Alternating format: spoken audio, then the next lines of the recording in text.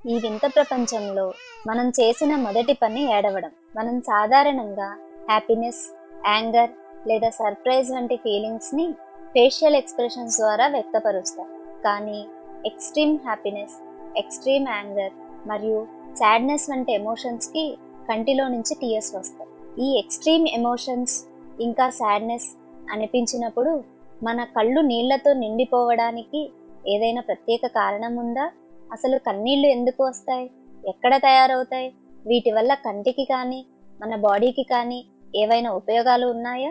ఇలాంటి విషయాలు మనం ఇప్పుడు ఈ వీడియోలో తెలుసుకుందాం.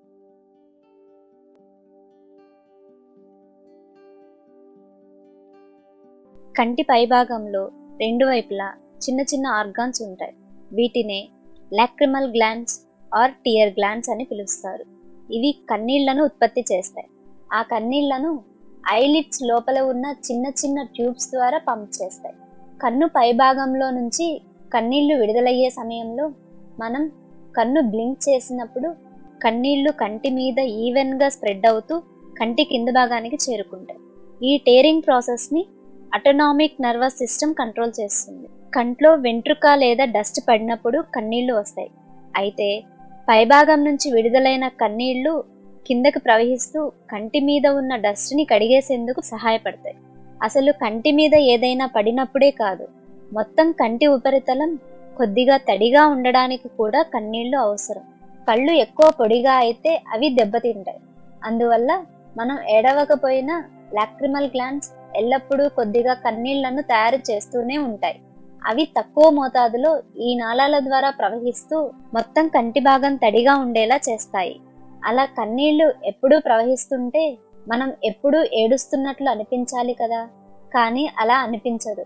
దానికి కారణం కన్నీళ్లు కంటిలో నుంచి రెండు చిన్న రంధ్రాల ద్వారా బయటకు వచ్చేస్తాయి. ఇవే ముక్కు దగ్గర ఉండే అప్పర్ మరియు లోవర్ ఐలిడ్స్ కార్నర్లో ఉన్న అప్పర్ పంక్ట మరియు లోవర్ పంక్ట. ఆ తర్వాత కన్నీళ్లు కెనాలిక్యులస్ అనే మార్గం ద్వారా లాక్రిమల్ శాక్ లోకి చేరుతాయి.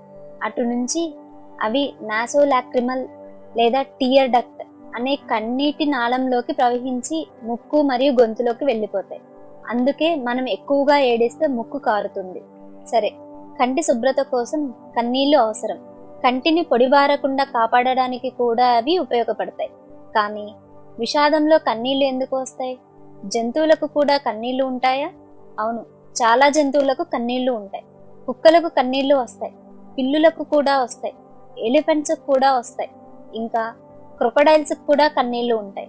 కానీ ఇప్పటి వరకు తెలిసింది ఏమిటంటే ఈ జంతువుల కన్నీళ్లు కేవలం కంటిని పొడిబారకుండా ఉండడానికి మాత్రమే ఉపయోగపడతాయి.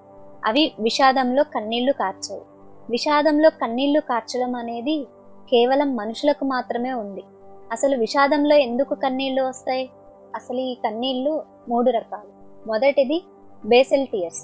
లాక్రిమల్ గ్లాండ్స్ నిరంతరం బేసల్ టీయర్స్ ని ఉత్పత్తి చేస్తాయి. ఇవి కంటి కణజాలానికి పోషకాలను అందిస్తూ కళ్ళను తడిగా ఉంచడంతో పాటు డస్ట్ పార్టికల్స్ నుంచి కళ్ళని రక్షించడంలో సహాయపడతాయి.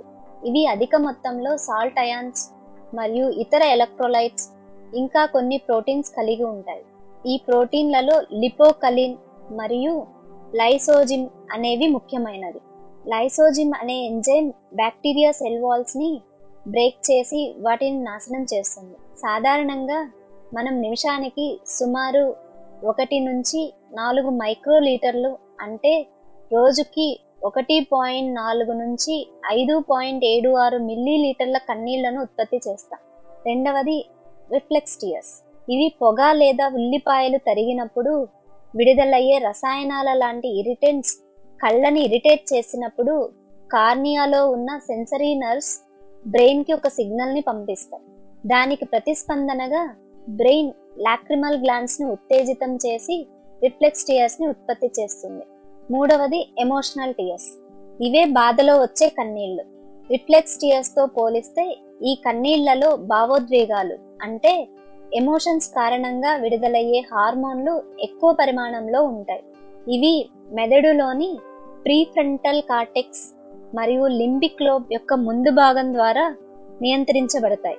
మనం స్ట్రాంగ్ ఎమోషన్స్ అంటే ఎక్కువ ఆనందం, తీవ్రమైన దుఃఖం, కోపం, ఆశ్చర్యం, వంటి ఎమోషన్స్ని ఎక్స్పీరియన్స్ చేసినప్పుడు మన బ్రెయిన్లో ఉన్న ఎమోషన్స్ని ప్రాసెస్ చేసే లింబిక్ సిస్టమ్ ద్వారా లాక్రిమల్ గ్లాండ్స్కి సిగ్నల్స్ సెండ్ చేస్తుంది.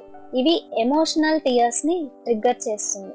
బేసల్ లేదా రిఫ్లెక్స్ టీయర్స్ కన్నా ఈ ఎమోషనల్ టీయర్స్లో ఎక్కువ ప్రోటీన్స్ మరియు స్ట్రెస్ హార్మోన్స్ ఉంటాయి. అందుకే మనం ఎక్కువగా ఏడ్చినప్పుడు రిలీఫ్ ఫీల్ అవుతాం.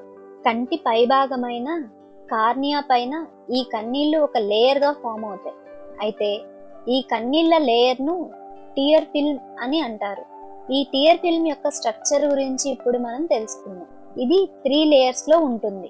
మొదటిది లిపిడ్ లేయర్. ఇది టియర్ ఫిల్మ్ యొక్క ఔటర్ లేయర్.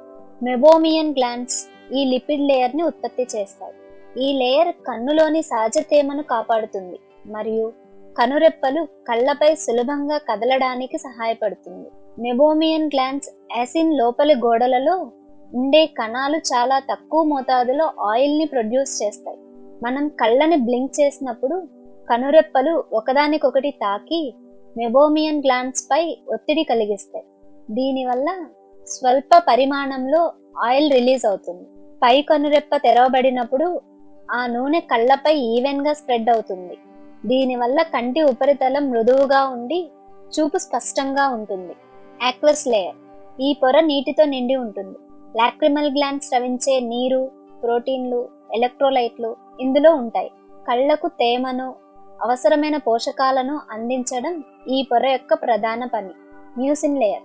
ఇది టియర్ ఫిల్మ్ యొక్క ఇన్నర్ మోస్ట్ లేయర్. ఇది గోబ్లెట్ సెల్స్ ఉత్పత్తి చేసే మ్యూసిన్ అనే లేపన పదార్థం కలిగి ఉంటుంది. ఇది కన్నీటి పొరను కంటి ఉపరితలానికి అంటుకునేలా సహాయపడుతుంది. కన్నీటి పొర సమానంగా విస్తరించేందుకు ఇది అనుకూలంగా ఉంటుంది. కార్నియాకు ఆక్సిజన్, పోషకాలను అందించి కంటి ఆరోగ్యాన్ని కాపాడుతుంది.